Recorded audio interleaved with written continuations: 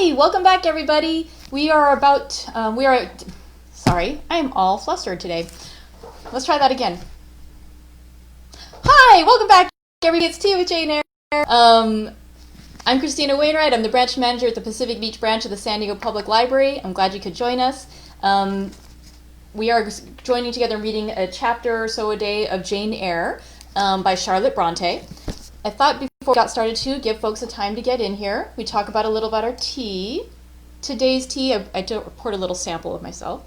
So going for today's tea, I wanted to go sweet. I usually do like sweet. Sweet enough that I don't need to add sugar. Today's tea is peppermint bark. It is a cool winter herb tea, organic green rooibos with organic peppermint, vanilla, and cocoa, also known as what was in the break room, but delicious. This one is still really hot, but it smells great and nice minty and kind of like white chocolatey. It's really good. Okay, so if you would like to tell us what you're drinking today, if you're having tea or if you're having a little snack, I think it's always fun to share that kind of information. Also, I want to remind you guys, I did put something in the notes on today's little description. San Diego Public Library is hosting our first ever spring reading program. So if you want to log the time that you're listening to me reading Jane Eyre with you, you can do that. If you want to log the books that you're reading either with your eyes or with your ears, log them on sandiego.gov/springreading. And it's just for bragging rights and for badges, but it's super fun. And I always like to look back to and see what books I've been reading in the past. And so if you'd like to log not just what you're drinking, but what you're reading, in addition to Jane Eyre, go ahead and put those in the comment field also, but log them on into the sandiego.gov/springreading into the Spring Into Reading program.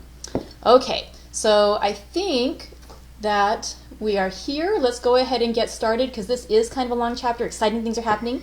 For anyone who doesn't remember what happened yesterday, let me catch you up. And ooh, that light is really bright. Let me see. Where were we at? Jane Eyre is an orphan. She is 10 years old. She is not loved by her family, her aunt and her cousins. They're terrible, terrible folks. Fortunately, though, after she passed out in a fit after being punished for something that was totally unfair, when she woke up... Wait a second. Yes, okay. Had to make sure because I'm reading ahead. When she woke up, there was somebody named Mr. Lloyd there. He was a local apothecary, kind of like the doctor, and he talked to her and... she revealed that she is very unhappy, that she doesn't like where she's at, that she's just really unhappy in her situation. And so he mentioned to her the idea that perhaps she'd like to go away to school, and she said she would very much like to, and then he asked if he could maybe speak with her aunt. So let's see what happens next, if she'll get a chance to go away to school, or if she's going to have to stay at Gateshead Hall for the entire rest of the book. Let's find out.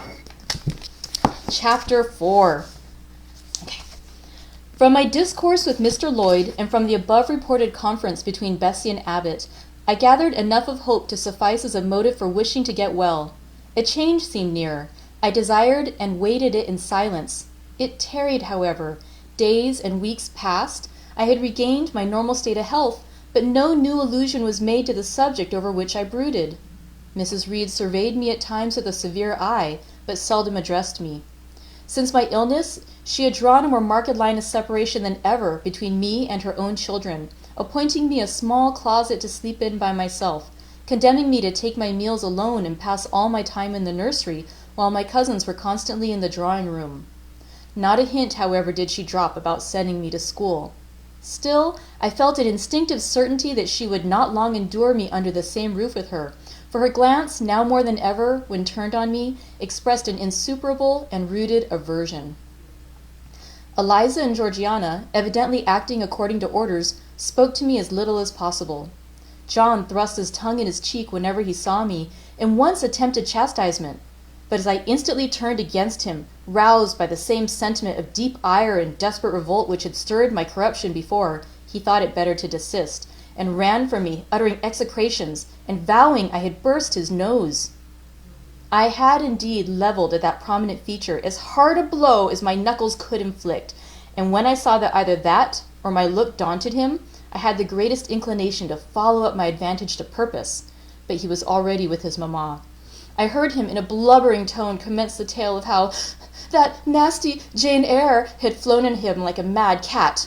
He was stopped rather harshly. "Don't talk to me about her, John. I told you not to go near her. She is not worthy of notice. I do not choose that either you or your sisters should associate with her." Here, leaning over the banister, I cried out suddenly, and without at all deliberating on my words, "They are not fit to associate with me!" Mrs. Reed was rather a stout woman, but on hearing this strange and audacious declaration, she ran nimbly up the stair, swept me up like a whirlwind into the nursery, and crushing me down on the edge of my crib, dared me, in emphatic voice, to rise from that place or utter one syllable during the remainder of that day. "What would Uncle Reed say to you if he were alive?" was my scarcely voluntary demand. I say scarcely voluntary, for it seemed as if my tongue pronounced words without my will consenting to their utterance. Something spoke out of me over which I had no control. "What?" said Mrs. Reed under her breath. Her usually cold, composed gray eye became troubled with a look like fear. She took her hand from my arm and gazed at me as if she really did not know whether I were child or fiend. I was now in for it. "My Uncle Reed is in heaven and can see all that you do and think, and so can Papa and Mamma. They know how you shut me up all day long and how you wish me dead." Mrs. Reed soon rallied her spirits. She shook me most soundly. She boxed both my ears and then left me without a sound.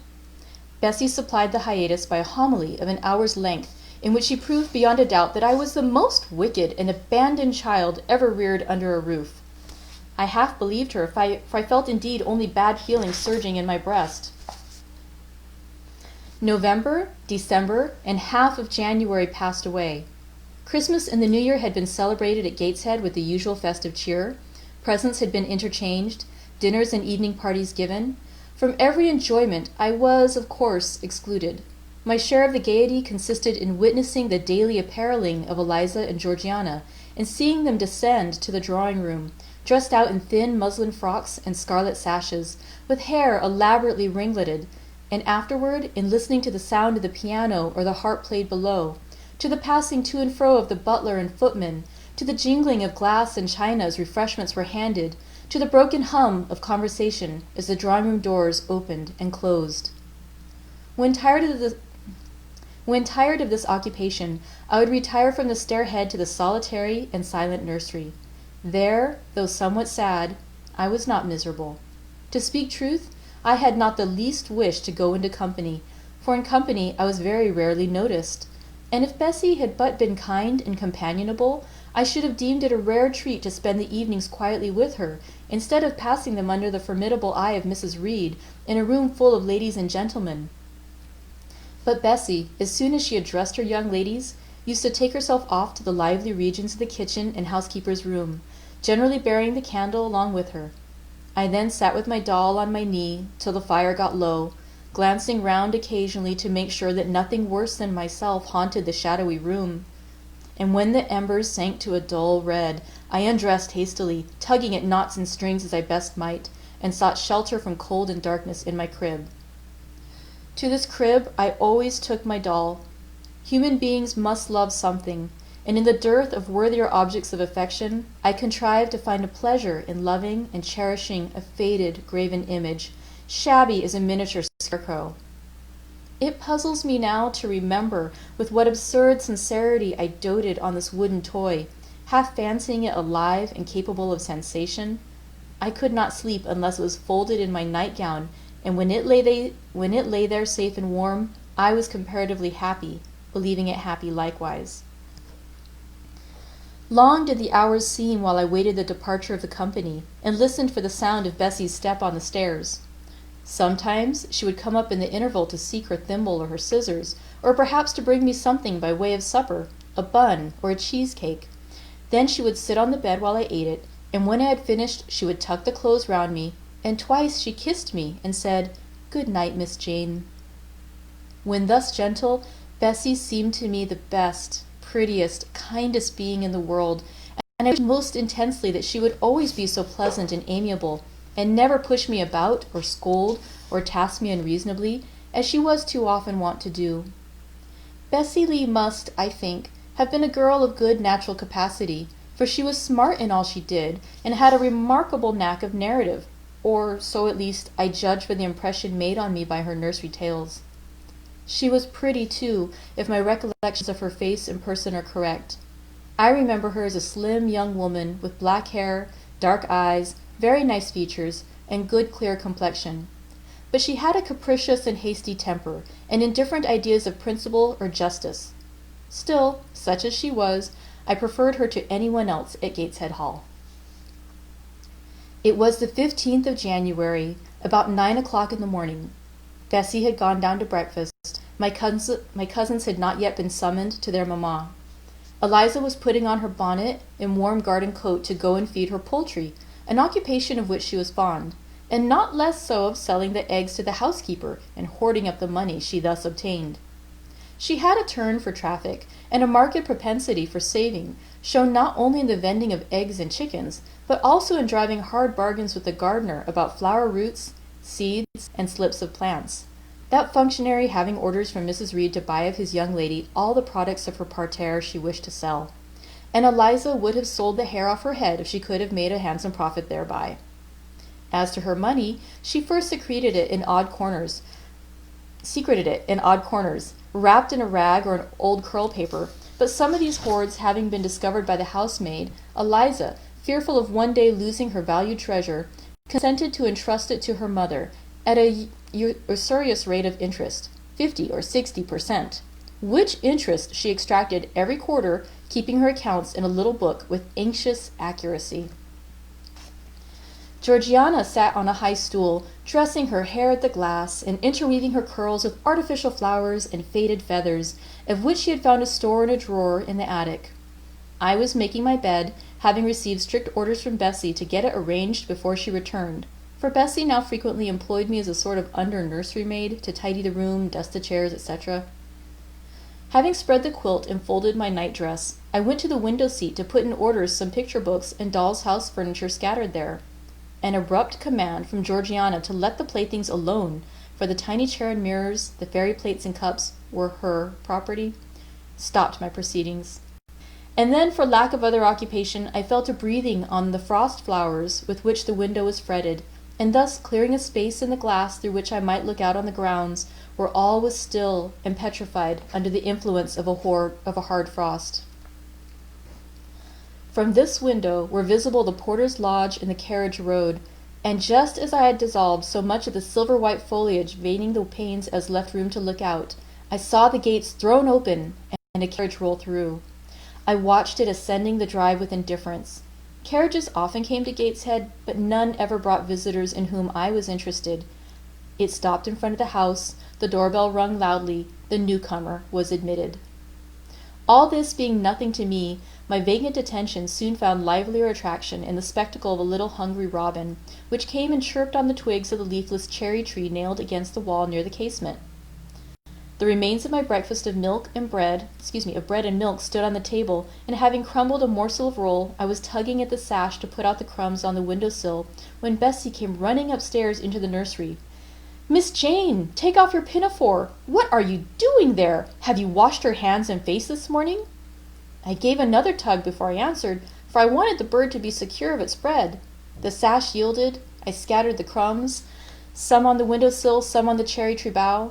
Then closing the window, I replied, "No, Bessie, I have only just finished dusting." "Troublesome, careless child!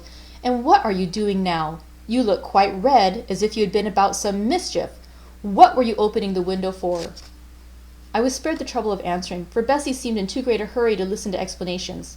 She hauled me to the washstand, inflicted a merciless but happily brief scrub on my face and hands with soap, water, and a coarse towel, disciplined my head with a bristly brush, denuded me of my pinafore, and then hurrying me up to the top of the stairs, bid me go down directly, as I was wanted in the breakfast-room. I would have asked who wanted me. I would have demanded if Mrs. Reed was there, but Bessie was already gone, and had closed the nursery door upon me. I slowly descended. For nearly 3 months I had never been called to Mrs. Reed's presence. Restricted so long to the nursery, the breakfast, dining, and drawing rooms were become for me awful regions, on which it dismayed me to intrude. I now stood in the empty hall. Before me was the breakfast-room door, and I stopped, intimidated and trembling. What a miserable little poltroon had fear, engendered of unjust punishment, made of me in those days. I feared to return to the nursery, I feared to go forward to the parlor. 10 minutes I stood in agitated hesitation. The vehement ringing of the breakfast-room bell decided me. I must enter. Who could want me? I asked inwardly, as with both hands I turned the stiff door handle, which for a second or two resisted my efforts. What should I see besides Aunt Reed in the apartment? A man or a woman? The handle turned, the door unclosed, and passing through and curtsying low, I looked up at a black pillar. Such at least appeared to me at first sight, the straight, narrow, sable-clad shape standing erect on the rug. The grim face at the top was like a carved mask, placed above the shaft by way of capital. Mrs. Reed occupied her usual seat by the fireside. She made a signal to me to approach. I did so, and she introduced me to the stony stranger with these words, "This is the little girl respecting whom I applied to you."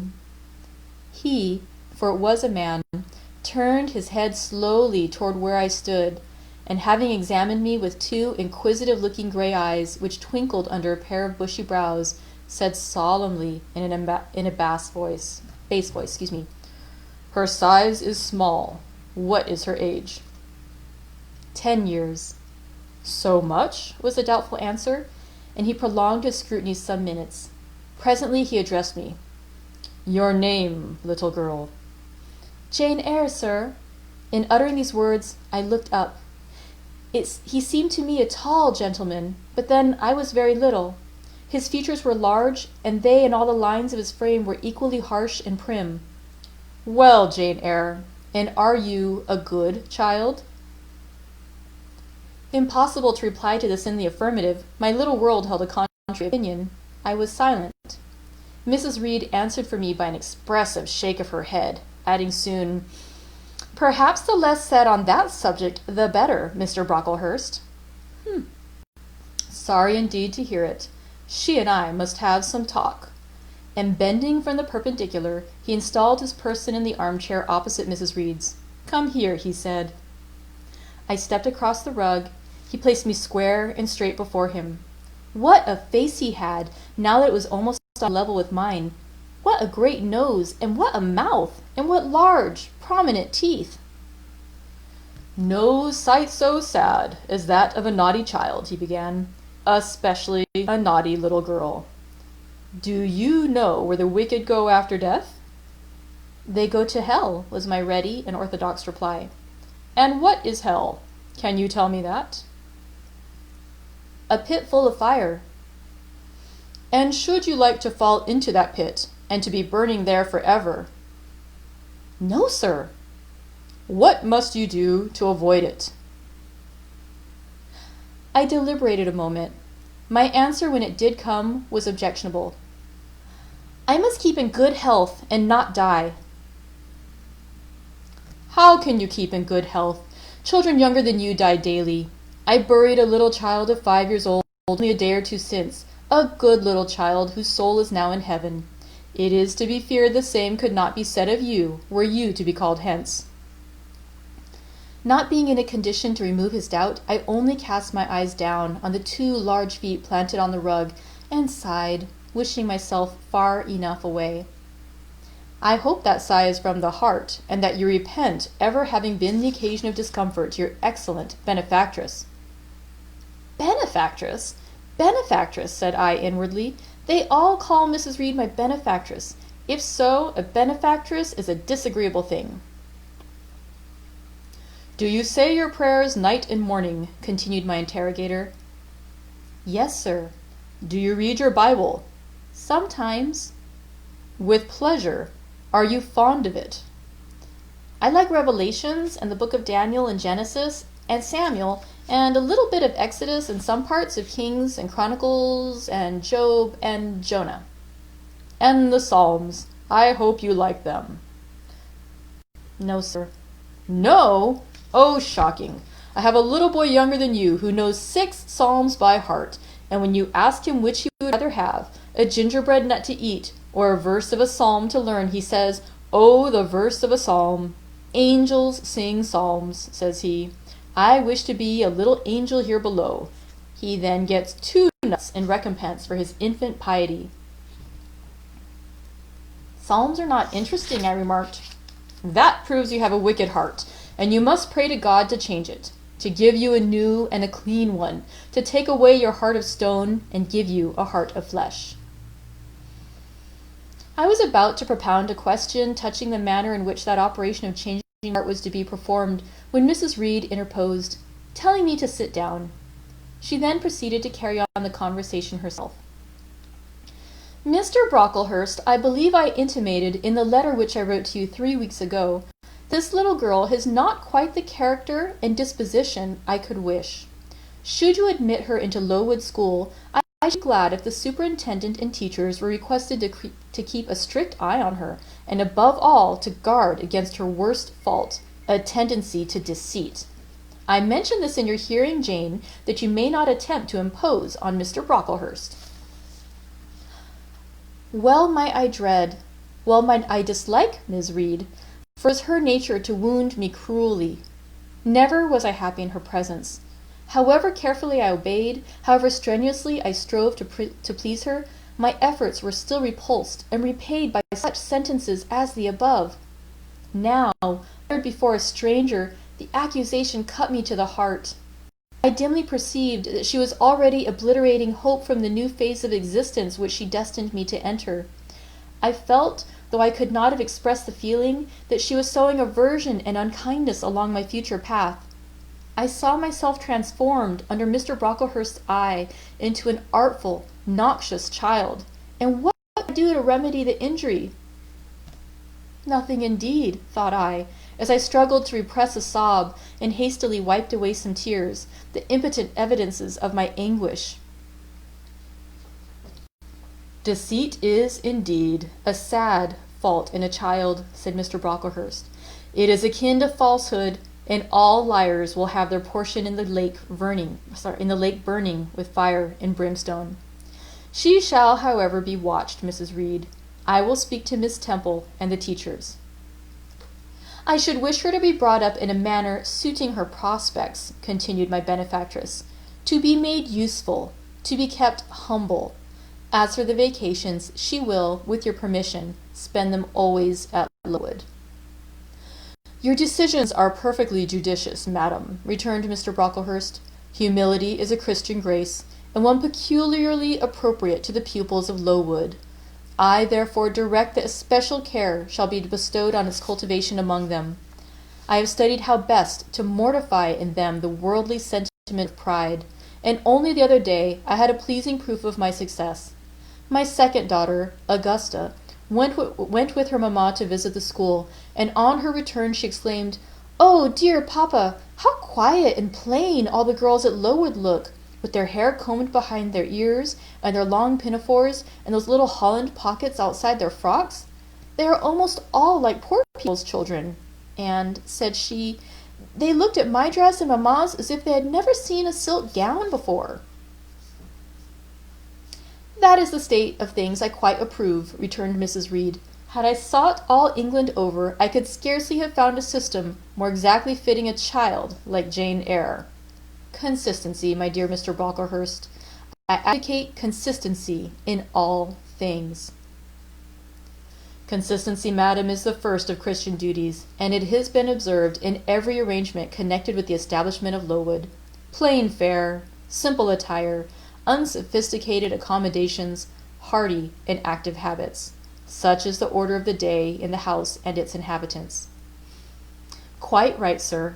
I may, then, depend upon this child being received as a pupil at Lowood, and there being trained in conformity to her position and prospects? Madam, you may. She shall be placed in that nursery of chosen plants, and I trust she will show herself grateful to the inestimable privilege of her election. I will send her, then, as soon as possible, Mr. Brocklehurst, for I assure you I feel anxious to be relieved of a responsibility that was becoming too irksome. No doubt, madam. And now I wish you good morning. I shall return to Brocklehurst Hall in the course of a week or two. My good friend, the Archdeacon, will not permit me to leave him sooner. I shall send Miss Temple notice that she is to expect a new girl, so that there will be no difficulty about receiving her. Goodbye. Goodbye, Mr. Brocklehurst. Remember me to Mrs. and Miss Brocklehurst, and to Augusta and Theodore, and Master Broughton Brocklehurst. I will, madam. Little girl, here is a book entitled The Child's Guide. Read it with prayer, especially that part containing an account of the awfully sudden death of Martha G., a naughty child, addicted to falsehood and deceit. And with these words, Mr. Brocklehurst put into my hand a thin pamphlet sewn in a cover, and having run for his carriage, he departed. Mrs. Reed and I were left alone. Some minutes passed in silence. She was sewing. I was watching her. Mrs. Reed might be at that time some 6 or 37. She was a woman of robust frame, square-shouldered and strong-limbed, not tall, and though stout, not obese. She had a somewhat large face, the underjaw being much developed and very solid. Her brow was low, her chin large and prominent, mouth and nose sufficiently regular. Under her light eyebrows glimmered an eye devoid of truth. Her skin was dark and opaque, her hair nearly flaxen, her constitution was sound as a bell. Illness never came near her. She was an exact, clever manager. Her household and tenantry were thoroughly under her control. Her children only at times defied her authority and laughed it to scorn. She dressed well and had a presence and port calculated to set off handsome attire. Sitting on a low stool, a few yards from her armchair, I examined her figure. I perused her features. In my hand, I held the tract, containing the sudden death of the liar, to which narrative my attention had been pointed out as an appropriate warning. What had just passed, what Mrs. Reed had said concerning me to Mr. Brocklehurst, the whole tenor of their conversation was recent, raw, and stinging in my mind. I had felt every word as acutely as I had heard it plainly, and a passion of resentment fermented within me now. Mrs. Reed looked up from her work. Her eyes settled on mine. Her fingers at the same time suspended their nimble movements. "Go out of the room. Return to the nursery," was her mandate. My look or something else must have struck her as offensive, for she spoke with extreme, though suppressed irritation. I got up. I went to the door. I came back again. I walked to the window, across the room, and then close up to her. Speak, I must. I had been trotted on severely and must turn. But how? What strength had I to dart retaliation at my antagonist? I gathered my energies and launched them in this blunt sentence. I am not deceitful. If I were, I should say I loved you. But I declare I do not love you. I dislike you the worst of anybody in the world except John Reed. And this book about the liar, you may give it to your girl Georgiana, for it is she who tells lies, and not I. Mrs. Reed's hands still lay on her work inactive. Her eye of ice continued to dwell freezingly on mine. "What more have you to say?" she asked, rather in the tone in which a person might address an opponent of adult age than such as is ordinarily used to a child. That eye of hers, that voice, stirred every antipathy I had. Shaking from head to foot, thrilled with ungovernable excitement, I continued, "I am glad you are no relation of mine. I will never call you aunt again as long as I live. I will never come to see you when I am grown up, and if anyone asks me how I liked you and how you treated me, I will say the very thought of you makes me sick, and that you treated me with miserable cruelty." "How dare you affirm that, Jane Eyre?" "How dare I, Mrs. Reed? How dare I? Because it is the truth. You think I have no feelings, and that I can live without one bit of love or kindness, but I cannot live so, and you have no pity. I shall remember how you thrust me back, roughly and violently thrust me back into the red room, and locked me up there, to my dying day, though I was in agony, though I cried out while suffocating with distress, 'Have mercy, Aunt Reed!' And that punishment you made me suffer because your wicked boy struck me, knocked me down for nothing. I will tell anybody who asks me questions this exact tale. People think you are a good woman, but you are bad, hard-hearted. You are deceitful."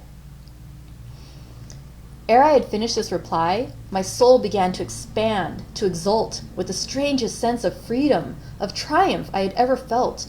It seemed as if an invisible bond had burst, and that I had struggled out into unhoped-for liberty. Not without cause was this sentiment. Mrs. Reed looked frightened. Her work had slipped from her knee.